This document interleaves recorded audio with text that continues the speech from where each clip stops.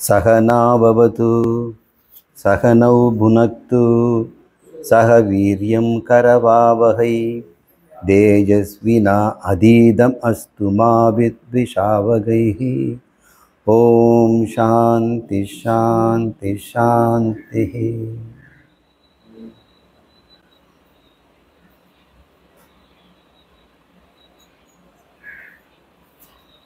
நாலாயிர திவ்ய பிரபந்தம் என்கின்ற வைணவ சம்பிரதாயத்தில் உள்ள பாடல்கள் வேதங்களுக்கு நிகரானவை. ரிக், யஜுர், சாம, அதர்வனம் என்று சொல்லுகின்ற வேதங்களிலே என்ன உட்பொருள் இருக்கிறதோ, கர்மகாண்டம், உபாசன காண்டம் மற்றும் ஞானகாண்டம்னு 3 பகுதிகள் வேதத்தில் இருக்குது.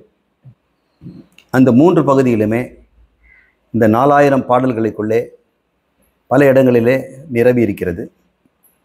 இந்த 4000 பாடங்களிலும் ஒருவர் எழுதலை, 12 ஆழ்வார்கள் எழுதியிருக்கிறாங்க. இவருடைய காலங்கள் 6வது நூற்றாண்டிலேருந்து வருது. 6, 7, 8, 9ஆம் நூற்றாண்டு வரைக்கும். அதாவது இன்னைக்கு 1300 வருஷத்துக்கு முன்னாடி நடந்த நிகழ்ச்சி. அந்த 12 ஆழ்வார்களில் நாம் இன்னைக்கு பேச போகிறது நம்மாழ்வார் என்பவரை பற்றி பேசுகிறோம். ஆழ்வார்களிலே ரொம்ப பிடிச்சவர் நம்மாழ்வார். நம்ம ஆழ்வார் அப்படின்னு அவரை கூப்பிடுறாங்க. எல்லாருமே எங்கள் ஆழ்வார்னு சொந்தம் கொண்டாடுகின்றதுனால அவருக்கு நம்மாழ்வார்னு பேர். அவருடைய இயற்பேர் மாறன், இன்னொரு பேர் சடகோபன் அப்படின்னு பேர். வைணவ சம்பிரதாயத்தில் எந்த பக்தி பாடல்கள் பாடினாலும், பஜனைகள் செய்தாலும் அதில் நம்மாழ்வாரை பாடாமல் ஆரம்பிக்கக்கூடாது. எப்படி சிவனடியார்களெல்லாம் கணபதியை பாடிட்டத பிறகு தான் சிவனை பாடுறாங்களோ, அதுபோல் வைணவ சம்பிரதாயத்தில் நம்மாழ்வாரை தான் ஒரு பிள்ளையாராக வச்சுருக்கார். அவருக்கு தும்பிக்கை ஆழ்வார்னே பேர் பிள்ளையாருக்கு. அவரும் ஒரு ஆழ்வாராக அவங்க வச்சுக்கிறாங்க. நம்மாழ்வார் 1000 பாடல்கள் பாடியிருக்கிறார். 4000ல் அதிகமாக பாடல் விருது தான் இருக்குது. அதில் சில பேருக்கு அது ஒன்று திருவாய்மொழி என்று 4 விதமான பாடல்கள் பாடியிருக்கிறார். அதில் திருவாய்மொழி மட்டும் 1000 இருக்கிறது. மீதி எல்லாம் குறைவு தான். இவர் காலத்திலே இன்னொரு ஆழ்வாரம் வாழ்ந்தார். அவர் பேர் மதுரகவி ஆழ்வார். இவனுடைய சரித்திரத்தை நம்ம பார்க்கணும். அந்த சம்பிரதாயத்தின்படி நாம் நம்மாழ்வாரை துதித்து நம்ம செய்யணும். வைணவ சம்பிரதாயத்தில் பெருமாள் எழுந்தருளி ஊர்வலம் வரும்பொழுது, பஜனை கோஷ்டிகளும் கூட வரும்பொழுது 4000 திவ்ய பிரபந்தம் தான் முன்னாடி பாடிட்டு போவாங்க. பின்னாடி வரவங்க தான் வேதங்களை பாடுவாங்க.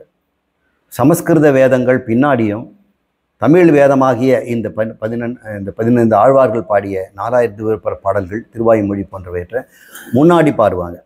அப்போ தமிழ் முன்னாடியும் சமஸ்கிருதம் பின்னாடியுமா வைத்திருப்பது வைஷ்ணவ மரபு. அதில் நம்மாழ்வார் தான் முதலில் பாடக்கூடிய முதல் ஆழ்வாராக அவங்க வைத்திருக்கிறாங்க. எல்லா சம்பிரதாயத்திலும் நம்மாழ்வாருக்கு அந்த சிறப்பை தருகிறார்கள்.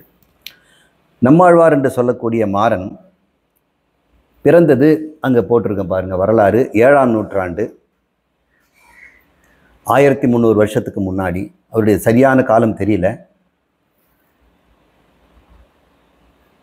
வைகாசி விசாக நட்சத்திரத்தில் அவர் பிறந்திருக்கிறார். வைகாசி மாதத்தில் பிறந்த இடம் பாண்டிய நாட்டில் திருநெல்வேலி என்ற இடத்துல தாமிரபரணி ஆறு ஓடுகிறது. அதுக்கு பொருணை ஆறு, பெருநல் ஆறுன்னு பேர் உண்டு. தாமிரம் அந்த தண்ணியில் கலந்துருக்கிறதுனால, தாமிர சுவை அதில் இருக்கிறதுனால தாமிரபரணி.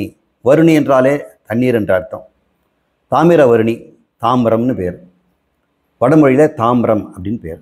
இந்த தாமிரம் அல்லது காப்பர், தமிழில் இங்கிலீஷில் நம்ம காப்பர் அப்படிங்கிறோம். தென்காசி என்கின்ற இடத்துல, குற்றாலத்தில் தென்காசியப்பருக்கு ஒரு சபை இருக்கிறது. நீங்களாம் போய் பார்க்கணும். அருவிக்கு அந்த பக்கத்தில் இருக்கக்கூடிய இடத்துல தாமிர சபைன்னு ஒரு இடம் இருக்குது. அந்த தாமிர சபையில் அழகான ஓவியங்கள் எல்லாம் அந்த காலத்து இயற்கை வண்ணங்களால் வரைஞ்சிருக்கிறாங்க. அதுக்கு தாமிர சபைன்னு பேர். ஏன்னா தென்பாண்டி நாட்டில் இருக்கக்கூடிய அந்த தண்ணீர் தாமிரம் மிக்கதாக இருக்கிறதுனால அதுக்கு அந்த பேர் வந்திருக்குது. நமக்கு அந்த ஊருக்கு உள்ளே வருவோம். அதில் திருக்குறுகூர்னு ஒரு கிராமம். பக்கத்தில் தாமிரபரணி நதி. இயற்கை சூழ்நிலைகள் இருக்குது. 1300 வருஷத்துக்கு முன்னாடி எப்படி இருக்கும்னு நினச்சி பாருங்கள். பசுமையான இடத்துல ஒரு புளிய மரம் இருக்குது. அது பக்கத்தில் இருக்கக்கூடிய ஊரில் தம்பதிகள் இருக்கிறார்கள். அப்பா பேர் வந்து காரியார், அம்மா பேர் வந்து உடைய நங்கை. இந்த பேர் 2 பேருக்கும் குழந்தை இல்லாமல் இருந்தது. இருவயர்களால் ஒரு குழந்தையும் பெற்றாங்க.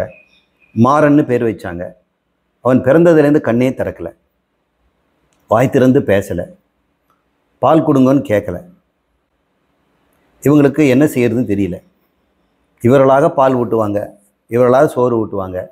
அவனும் ஊர்ந்து போய் பக்கத்தில் இருக்க புளிய மரத்தில் ஒரு குகை இருக்குது, அது உள்ளே போய் தியானம் பண்ண உட்காந்துட்டான். சின்ன குழந்தையாக இருக்கும் பொழுதே இவங்களாக போய் அன்னன்னைக்கு வேண்டியதை பணிவிடைகளை செய்து குளிப்பாட்டி தலைக்கு ஏதாவது சீயக்காய் போட்டு குளிக்க வச்சு அவன் கண்ணை திறக்கிறது இல்லை. வாயை அவங்களாக ஊட்டினாக்கா முழுங்கிக்குவான். மலை ஜலம் கழிக்கிறதும் கொண்டு வந்து இப்படி தான் சொல்லுவாங்க. இதெல்லாம் வந்து சரித்திரத்தில் எழுதப்படலை. நான் அதை நினச்சி பார்க்குறேன். அவர் 16 ஆண்டு காலம் இப்படி வாழறார். இளைஞனாக வரார். 16 ஆண்டு காலம் இவ்வாறு இருக்கிறார். இவர் ஒவ்வொருத்தரும் பிறக்கிறதுக்கு முன்னாடி ஒரு வாசனைன்னு ஒன்று உண்டு. கடந்த பிறவியில் நம்ம வாழ்ந்தபோது எந்த உடம்பில் வாழ்ந்தோமோ அந்த வாசனை நம்மக்கிட்ட இருக்கும். அந்த பழக்கம் இல்லைன்னா அந்த குழந்தைகளுக்கு சிறு குழந்தையிலேயே இசை பாடும் திறமை இருக்கிறது, விளையாட்டு திறமை இருக்குது, ஓவியம் வரைகிற திறமையெல்லாம் இருக்குது. இந்த சின்ன குழந்தைக்கு இதுக்கு வருது, மற்ற குழந்தைக்கு கூட பிறந்தவர்கள் வரலையேன்னா போன பிறவியில் அந்த உடம்போடு ஊறி வருகின்ற வாசனைன்னு பேர். இது தேக வாசனா அப்படின்னு சொல்லுவாங்க. இந்த தேக வாசனை விடாது. அதுக்கேற்ற மாதிரி நம்மளுடைய நடைமுறை பாவனையெல்லாம் கூட அப்படி இருக்கும். உடம்பை அம்மா அப்பா கொடுத்தாலும் கூட அந்த உடம்பை எப்படி நம்ம பயன்படுத்த போகிறோங்கிறது வாசனையை பொறுத்து அமையுது. போன உடம்பில் இருக்கும்போது சென்ற பிறவிலே நான் வாழ்ந்த போது எந்த உடம்போ அதை சுற்றி இருக்க உலகம் ஒன்று இருக்கும் இல்லையா, அது எந்த ஊர் அப்படின்னு பார்க்கும்போது நீங்கள் கோவையில் பிறந்திருந்தால் கோயம்புத்தூருடைய சூழ்நிலை உங்களுக்கு தெரியும். இவர் பிறந்தது வந்து இப்போது திருநெல்வேலிவா. ஆனால் அவருடைய இருக்க சுபாவங்களெல்லாம் அவர் முன்பு பிறவிலே எந்த உடம்புல இருந்தார் அந்த உலகத்தினுடைய சுபாவம் தானே இருக்கும். அது லோக வாசனைன்னு சொல்லுவாங்க. அந்த உலகத்தில் வாழ்ந்த அந்த பழக்க வழக்கங்களெல்லாம் அங்கேருந்து வரும். சென்ற பிறவிலே நம்ம என்னெல்லாம் படித்தோமோ, அறிந்து கொண்டோமோ, அனுபவங்களை பெற்றோமோ அதை சாஸ்திர வாசனைன்னு சொல்லுவாங்க. இப்போ மனசிலிருந்து அவருடைய உடம்புலேருந்து தேக வாசனையும், மனசிலிருந்து லோக வாசனையும், அறிவிலிருந்து சாஸ்திர வாசனையும் வைத்து கொண்டு தான் நாம் எல்லாம் பிறக்கிறோம். யாரும் இதில் தப்பிக்க முடியாது. பூர்வ ஜென்ம வாசனைகள் 3 விதம்.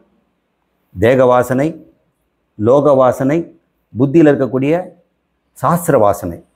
அந்த படித்த அறிவு முழுக்க அவருக்கு தெரியாவிட்டாலும் அறிவின் நுண்மை அவனுக்கு விவேகத்தில் இருக்கிறத பார்க்கலாம். சிலர்கள் விவேகம் மந்தமாக இருக்கும், சிலருக்கு விவேகம் அதிகமாக இருக்கும். பிரித்தறிகின்றது, இது எது அது அதுன்னு பிரித்தறிகின்ற திறமை சில பேருக்கு அதிகம் இருக்கிறது. காரணம் அவனோட சாஸ்திர வாசனைன்னு பேர்.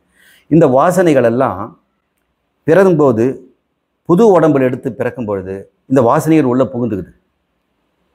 உடம்பில் தேக வாசனையும், மனசில் நம்முடைய லோக வாசனையும், லோகம்னா வாழ்ந்த அனுபவங்கள், படித்த படிப்பு, அறிவு, கற்ற நூல், கல்வி, இதெல்லாம் புத்தியிலையும் வாசனையாக இருக்கும். வாசனையாக இருக்கும்.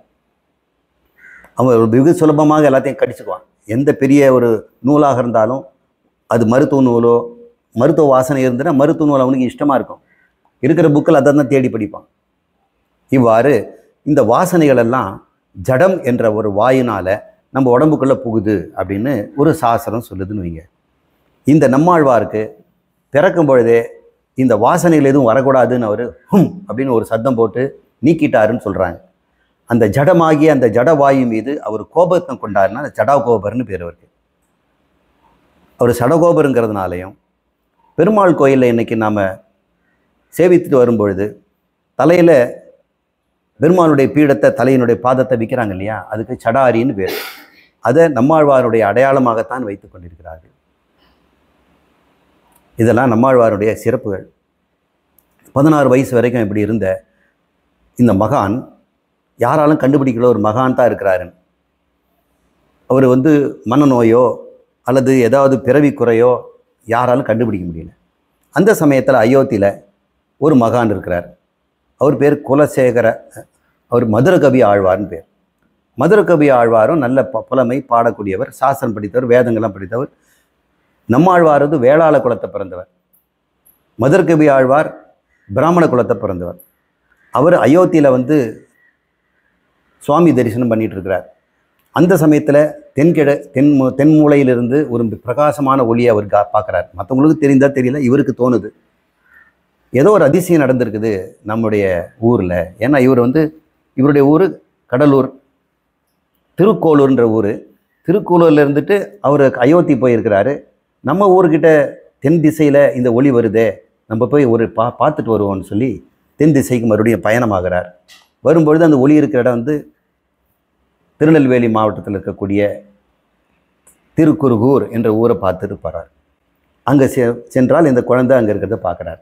இந்த அதிசயம் தான் நம்மளை கூட்டி வந்திருக்குங்க. அவங்களாம் சொல்கிறாங்க 16 வருஷமாக இப்படி தான் இருக்கிறார். இவர் கொஞ்சம் வயதில் பெரியவர், மதுரகவி அப்படின்னு பெயர். இவர் பின்னாடி ஆழ்வாராக மாறினார். இவர் எப்படி எழுப்புறது அப்படின்னு இவருக்கு ஒரு எண்ணம் இருந்ததுனால ஒரு சிறு கல் எடுத்து போடுறார். அந்த ஒலியும் அவருக்கு காதில் விழுந்த மாதிரி தெரியல. அவர் தியானத்தில் இருக்கிறார். அப்புறம் கை தட்டி ஓசை எழுப்புறார். அவர் கண்ணை திறக்கிறார். திறக்கும் பொழுது மதுரகவி ஆழ்வார் ஒரு சொல்கிறார். செத்ததின் வயிற்றில் சிறியது பிறந்தால் எத்தை தின்று எங்கே கிடக்கும் அப்படின்னு ஒரு கேள்வி கேட்குறார். செத்ததின் வயிற்றில் சிறியது பிறந்தால் எத்தை தின்று எங்கே கிடக்கும்.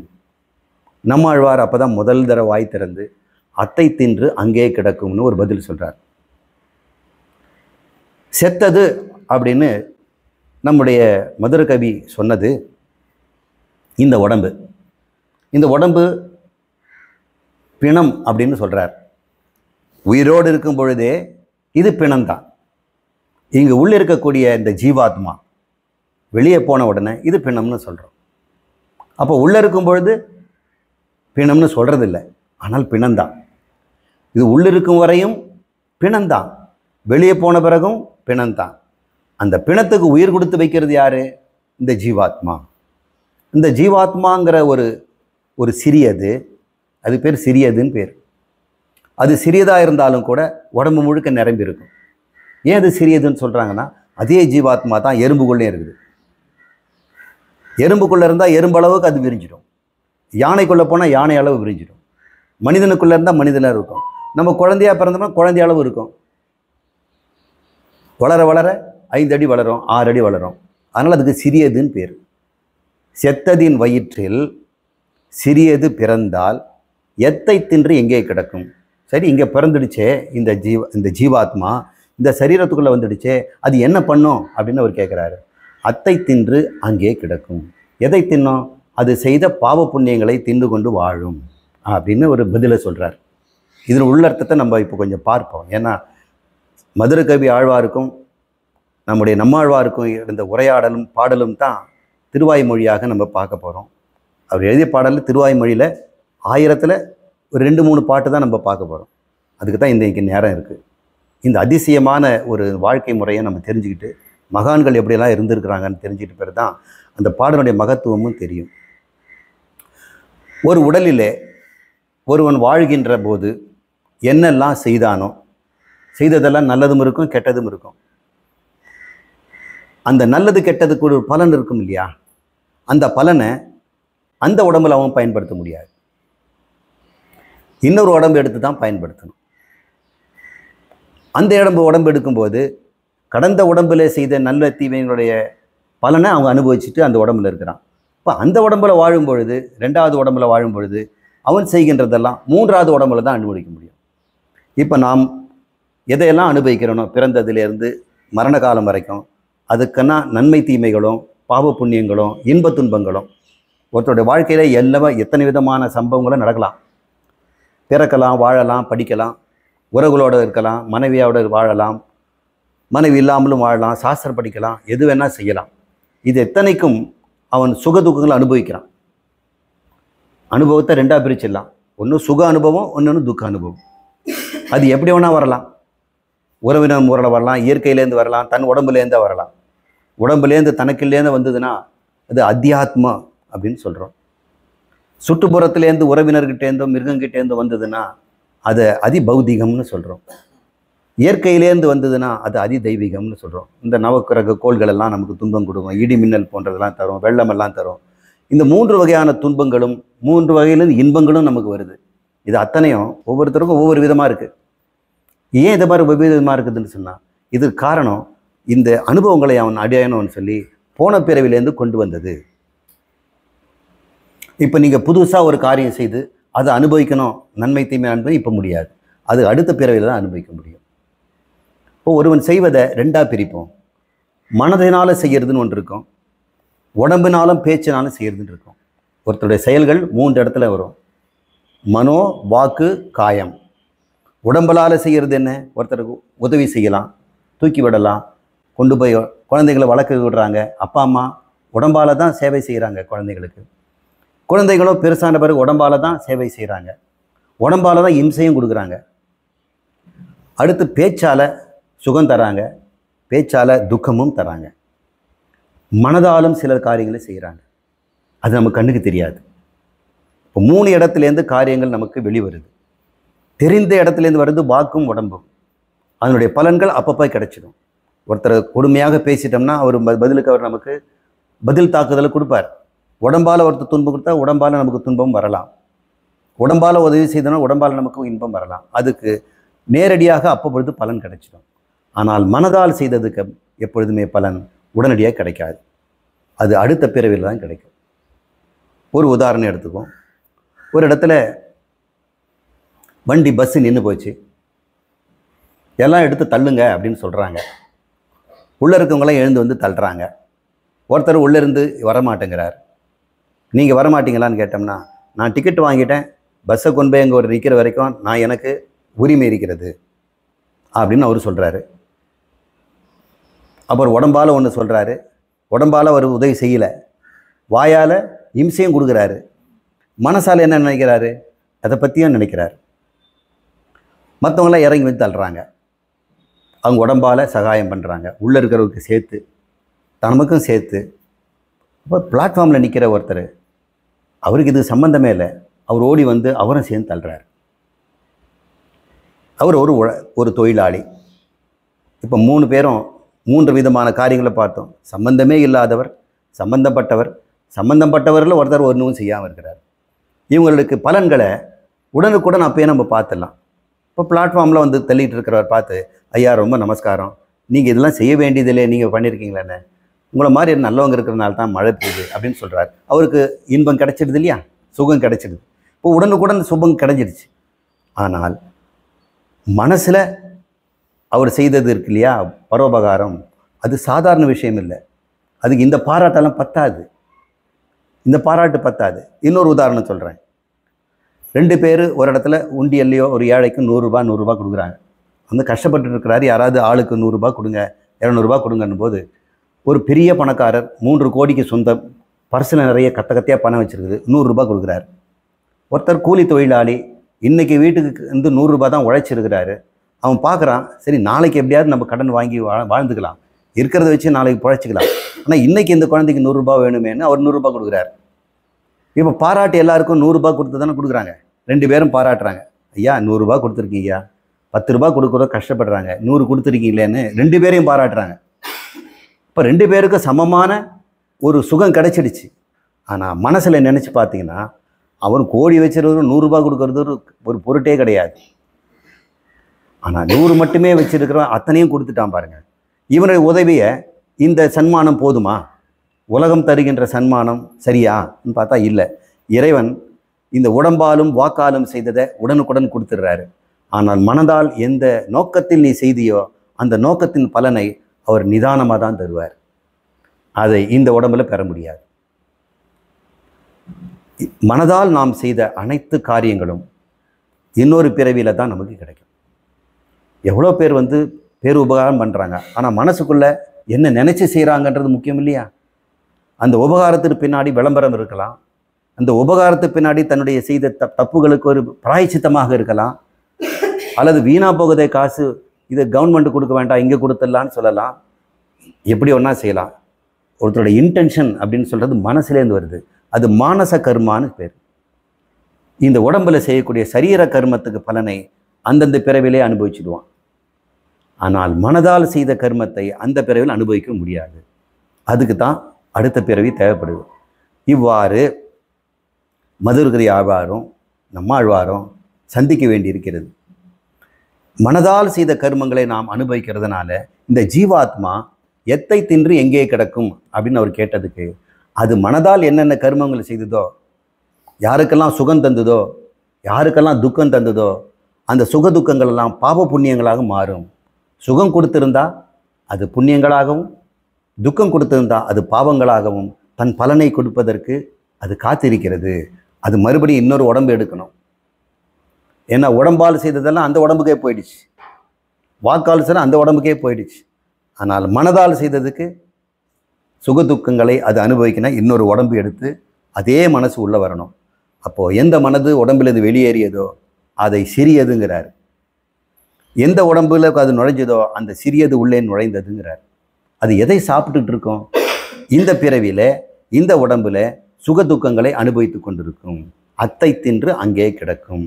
அங்கே கிடக்குன்னா அந்த உடம்பு கிடக்கணும்.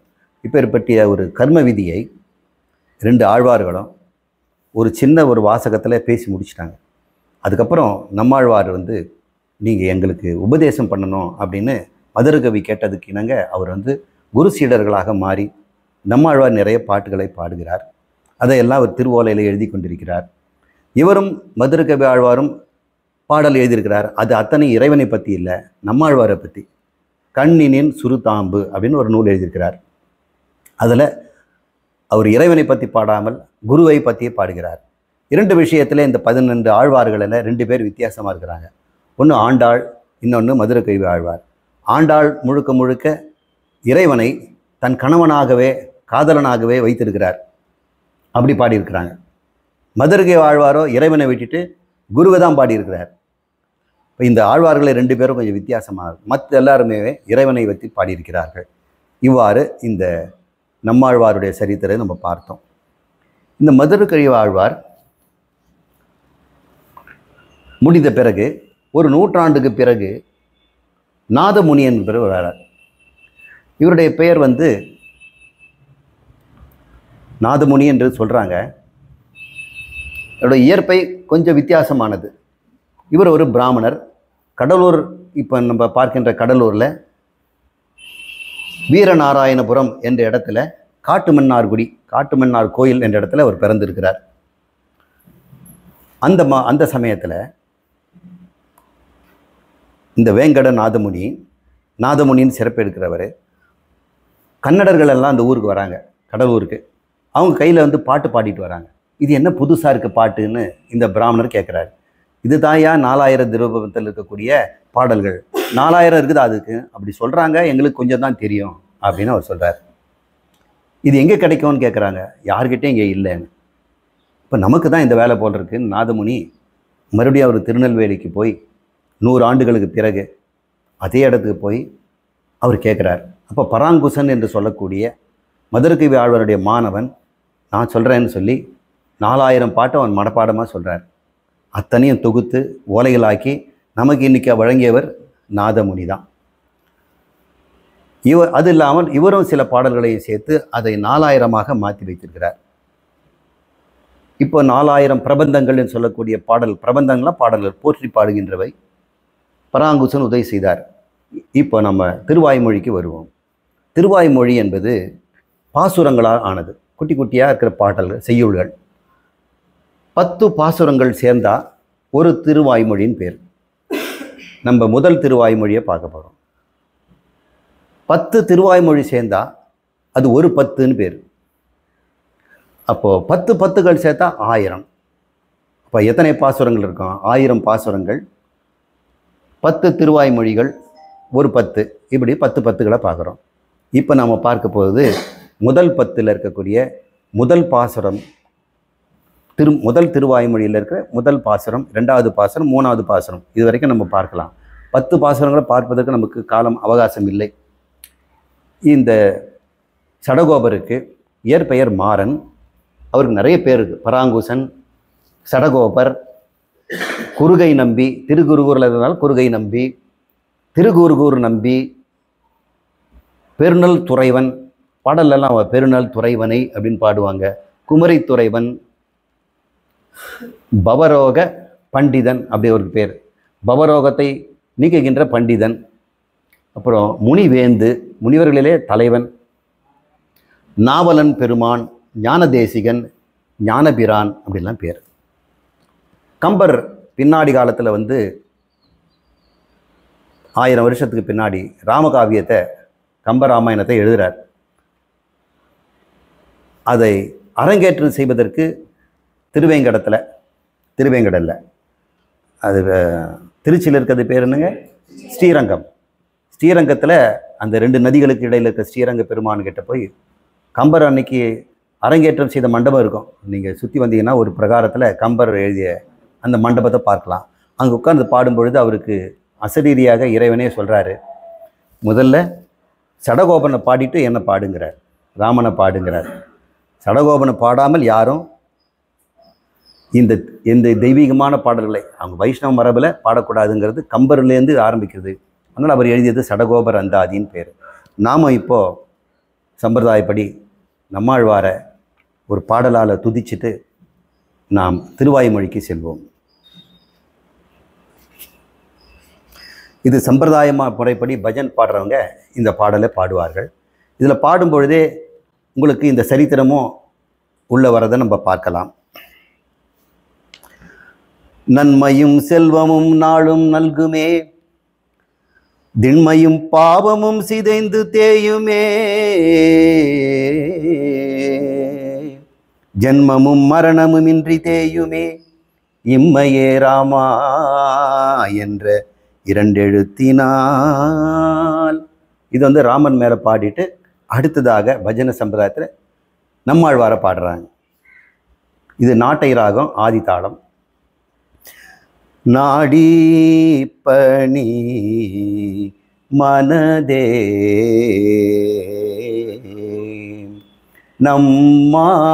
நம்மாழ்வாரை, நாடி பணி மனதே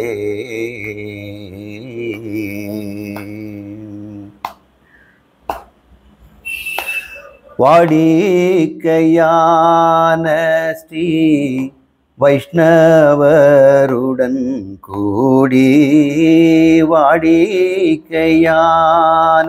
ஸ்ரீ வைஷ்ணவருடன் கூடி, பாடி துதி தினமே நம்மாழ்வாரை,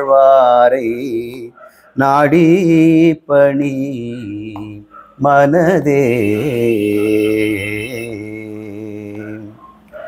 நம்மாழ்வாரை பாடி வாடிக்கையான வைஷ்ணவருடன் கூடு பாடுவோன்னு சொல்கிறாங்க. அடுத்தது, உடைய நங்கையன்று இடரில்லாமல் காத்த, தடையில்லாமல் பிறந்த நம்மாழ்வாரை, நாடி பணி மனதே. மனசை சொல்லி நம்மாழ்வாரை பாடுங்கிறார். இவர் எப்படி காப்பாற்றப்பட்டார்? உடைய நங்கை அவங்க மனசை வச்சு 16 வருஷம் அந்த பிண்டமாக இருந்த அந்த உடம்பை அவங்க காப்பாற்றி வச்சிருக்கிறாங்க. அதனால் அவருக்கு ஒரு பாடலில் நம்ம சொல்கிறோம். உடைய நங்கைன்றது அவங்க அம்மா. நாத முனி தனக்கு ஆதரவினாலே, வேத பொருள் உரைத்த நம்மாழ்வாரை, நாடி பணி மனதே. நாதமுனிக்கு அந்த வேத பொருளை எடுத்து கொடுத்தார்.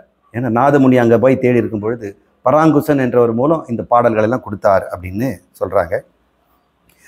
கருணை உடனே வந்த மதுர கவிதனக்கு, திருவாய்மொழி உரைத்த நம்மாழ்வாரை, நாடி பணி மனதே. கருணையுடன் வந்த மதுர கவிக்கு திருவாய்மொழி, அவர் தான் திருவாய்மொழி தானே சொன்னார். திருவாய்மொழிங்கிறது வேதம்னு அர்த்தம். அது ஸ்ருதி, வாயால் சொல்லப்பட்டது. அது ஸ்மிருதின்னு சொல்கிறோம். இது திருவாய்மொழிங்கிறத நம்ம வேதம்னு நம்ம புரிஞ்சுக்கணும். திருவாய்மொழி முழுக்கமே சாம வேதத்துடைய சாரம்னு சொல்கிறாங்க பெரியவங்கெல்லாம். கடைசி சரணம். ரகுபதி என்னும் தூரை ராமானுஜன் போற்றும் மகுளாபரணம் தரித்த நம்மாழ்வாரை நாடிப்பணி மனதே. 1000 வருஷத்துக்கு 300 வருஷத்துக்கு பின்னாடி ராமானுஜர் தோன்றுகிறார். ராமானுஜர் தான் வைஷ்ணவ சம்பிரதாயத்தை சேகரிக்கிறார். அவர் சொல்கிறாரு, இந்த நம்மாழ்வாருக்கு ரொம்பவும் பிடித்த மாலை, மலர் மாலை வந்து மகிழம்பூவான். இந்த மகிழம்பூ நீங்கள் பார்த்துருப்பீங்க, ஒரு மரத்துலேருந்து விழும், குட்டி குட்டி குட்டியாக இருக்கும். அதை சரமாக தோற்று விட்டு போடுவாங்க. அதைத்தான் நம்மாழ்வாருக்கு அணிந்து பாடுறாங்க. அதனால் மகுளாபரணம் தரித்த, அது மகுளம் அப்படின்னா மகிழ மரம், மகுளாபரணம் தரித்த நம்மாழ்வாரை பாடி துதிமணியமே அப்படின்னு இந்த பாடல் இது செல்கிறது. இதுக்கப்புறம் நிறைய பாடல்கள் இருக்குது, அது பஜனை சம்பிரதாயத்தில். இப்பொழுது நாம் வந்து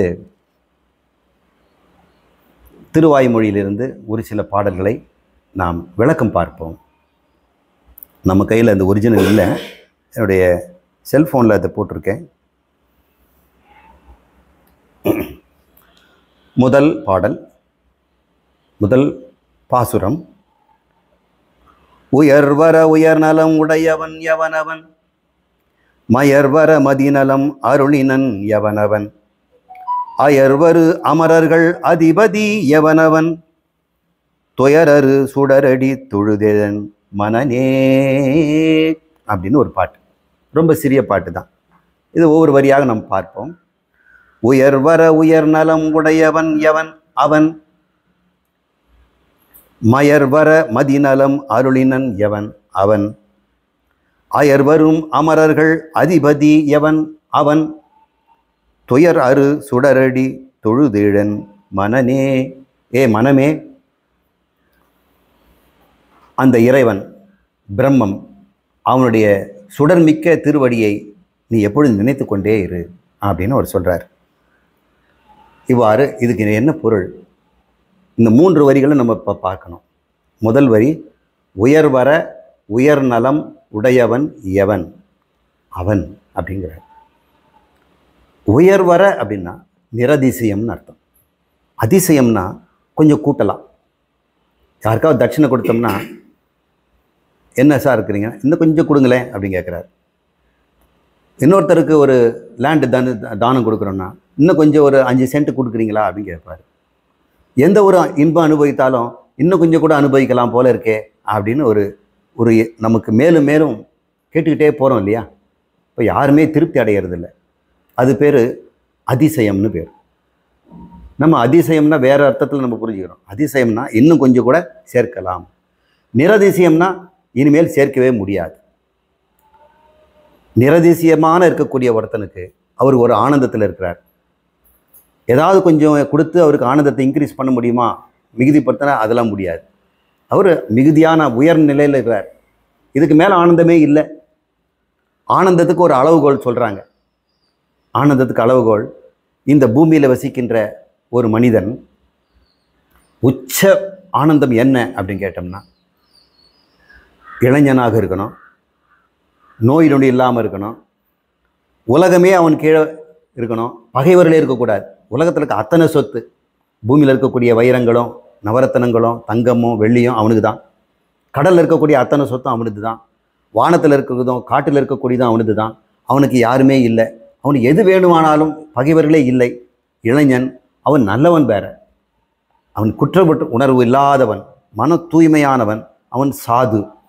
அந்த மனிதன் இளமையில் அனுபவிக்கின்ற ஆனந்தத்துக்கு ஒரு மனித ஆனந்தம்ங்கிறாங்க, ஒரு மனுஷ ஆனந்தமா.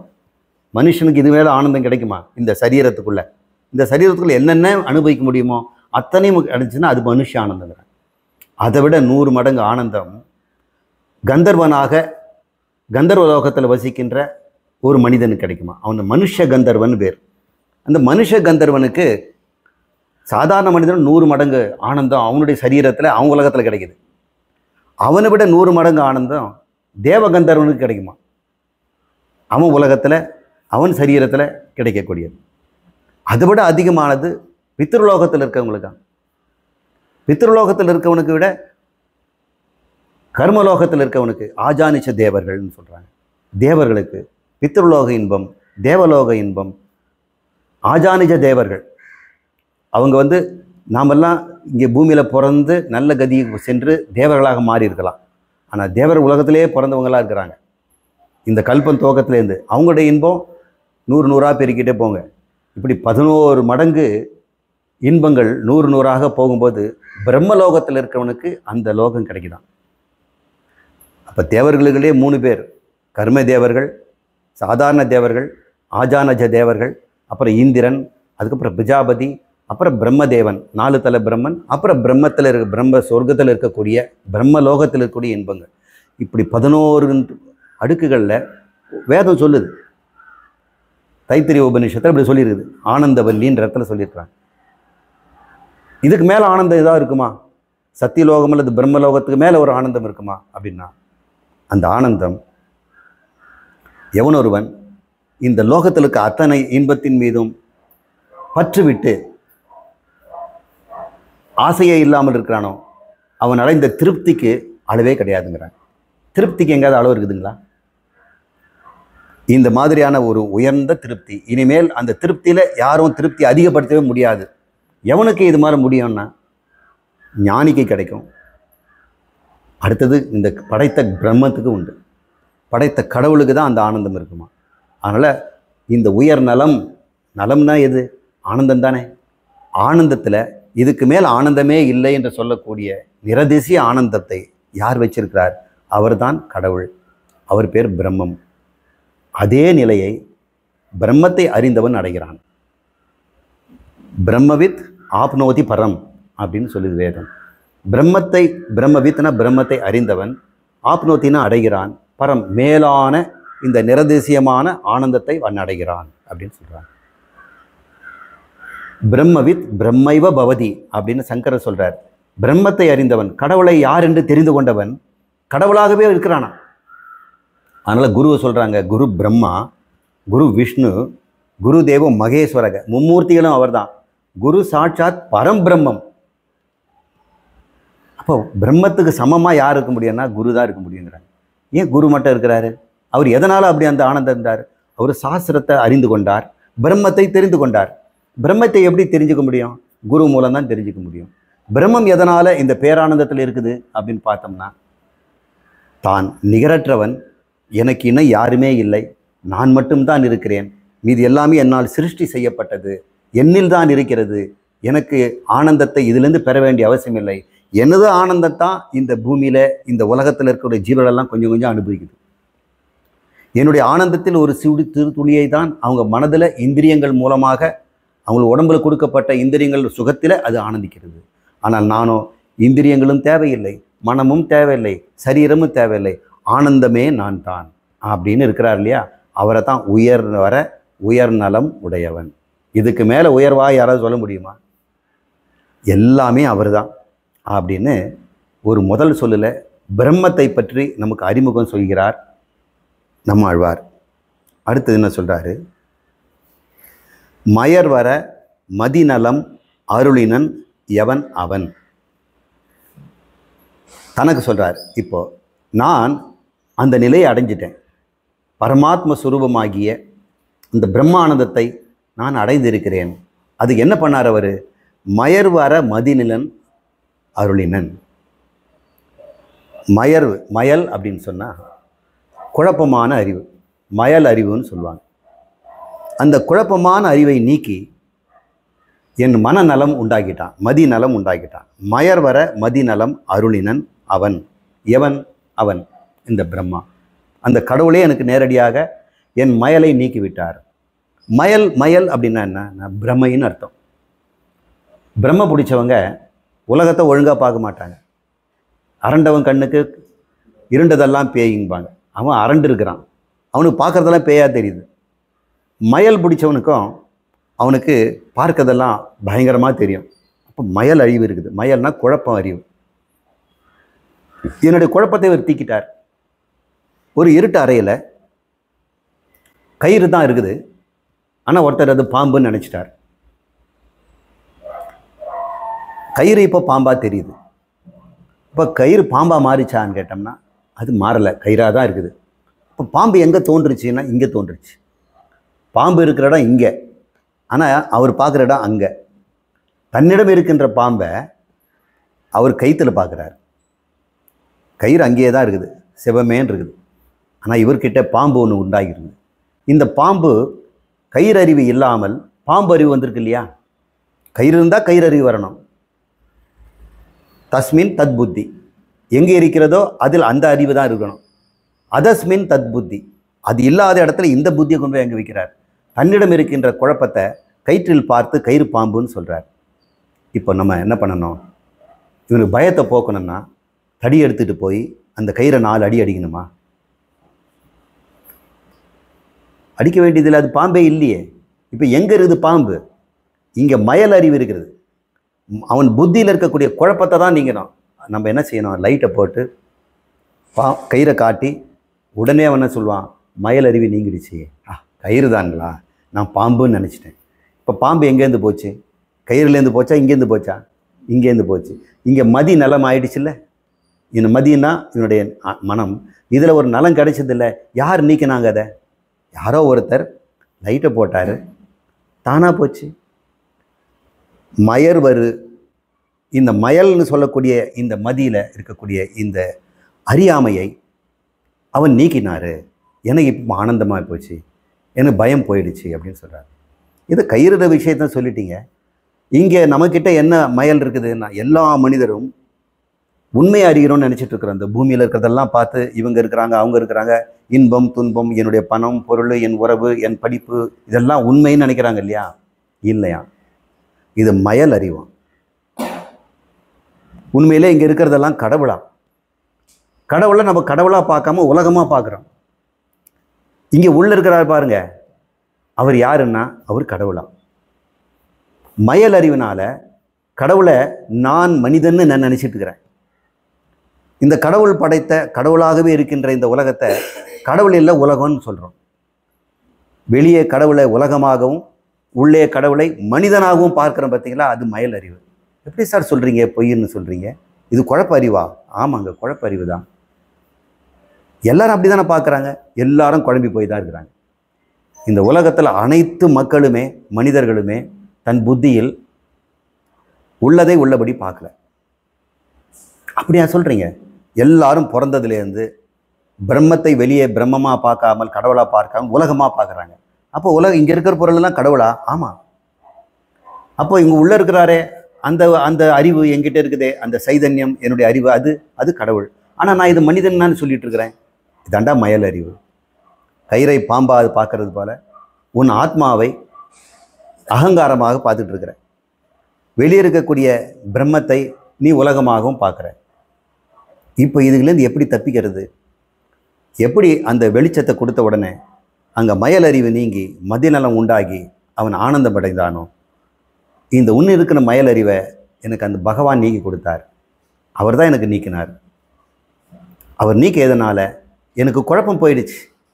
பார்க்கும் இடமெல்லாம் இப்போ உலகம் தெரியல, பிரம்மன் தெரியுது.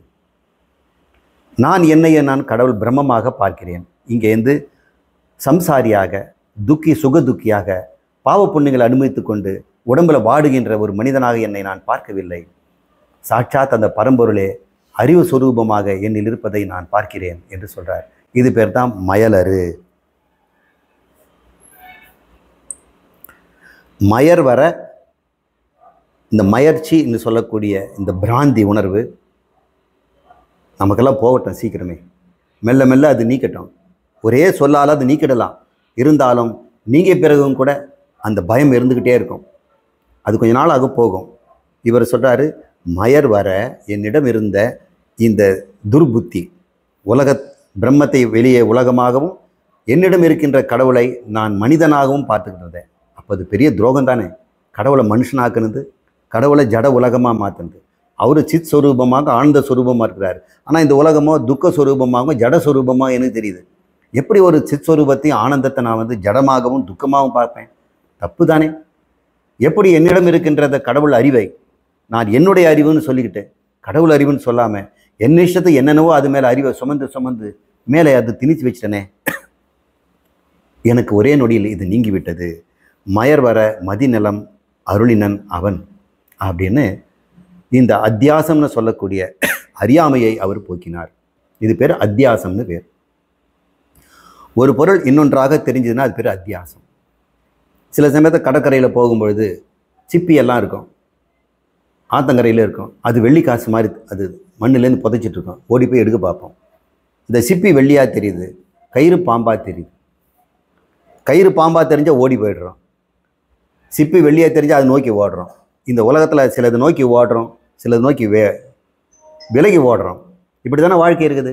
எல்லோருடைய வாழ்க்கையும் சிலது விலக பார்க்குறாங்க, சிலது ஒட்ட பார்க்குறாங்க. வாழ்க்கை முழுக்கும் ஒட்டுவதற்கும் விலகுவதற்கும் இருக்கிறது காரணம் என்ன? ஒரு பொருள் இன்னொன்றாக தெரிகிறது.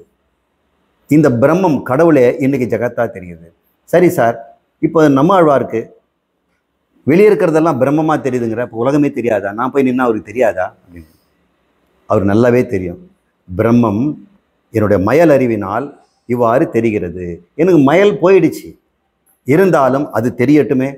இப்போ நான் என்ன பார்க்குறேன்? பிரம்மத்தை உலகமாக பார்க்கறது எனக்கு ஒரு கஷ்டமும் இல்லையே. முன்ன பயந்தேன், இப்போ நான் பயப்படல. ஏன்? இப்போ அது பிரம்மம்னு தெரிஞ்சு போச்சு. என்னோட திருடன் வந்தானா முன்ன திருடன்னு சொல்லியிருப்பேன், இப்போ பிரம்மம் வருதுன்னு சொல்கிறேன். என்ன ஒரு பாம்பு தீண்ட வந்ததுன்னா பாம்புன்னு எனக்கு அறிவு சொன்னாலும் இது பிரம்மம்னு தெரியும். அப்போ ஓடுவீங்களான்னா இந்த சரீரம் ஓட நான் ஓட மாட்டேன். ஏன்னா உள்ளே இருக்கிறது பிரம்மம் என்று தெரிந்து கொண்டேன். இங்கே தோன்றுவதெல்லாம் பிரம்மத்தில் தெரிகின்ற அத்தியாசங்கள் என்று அவன் புரிஞ்சுக்கிறான். இப்போ நமக்கு அந்த அளவுக்கு வேகமாக அத்தியாசத்தில் விளக்கிறதுக்கு இப்போ நேரம் இல்லை.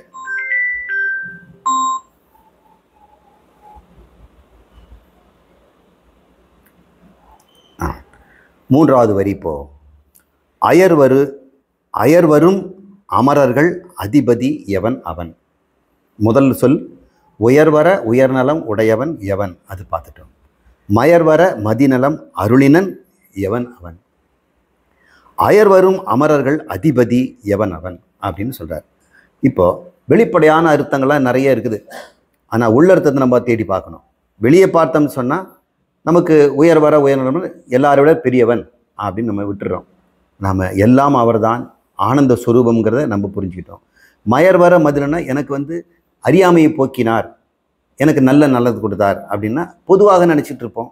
பக்தி பண்ணேன், எனக்கு கடவுள் காட்சி தந்தாருன்னு. இந்த இடத்துல நம்ம வந்து வேறு அர்த்தத்தை புரிஞ்சுக்கிட்டோம். ஒருவன் தானே பிரம்மம் என்று அறிந்து கொள்வதை நாம் இங்கே பார்க்குறோம்.